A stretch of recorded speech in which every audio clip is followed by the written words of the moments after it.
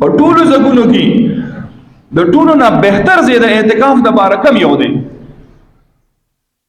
په ټولو کې د ټولو نه بهتر ځای د اعتکاف والا دپاره چې د هغه اجر او ثواب ډېر زیات اوچت دی، دا کم ځای دی؟ نو واورئ، د اعتکاف دپاره د ټولو نه فضیلت والا ځای دا مسجد حرم دی، بیت الله شریف، کعبۃ الله چې کوم ځای کې ده، حرم مکی، په مکه مکرمه کې په حرم کې دننه اعتکاف کول دا ډېر اعلی دی او افضل دی. دویم نمبر د فضیلت ځای دا مسجد نبوي دی چې په مسجد نبوي کې اعتکاف وشي. الله دې موږ ټول قبول کړي چې هلته اعتکاف وکړو.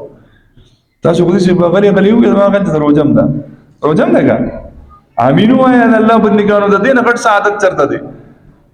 الله خو دې ما ټول عمر قبول کړي چې زه هلته یم او بس په مسجد کله مکه او کله مدینه،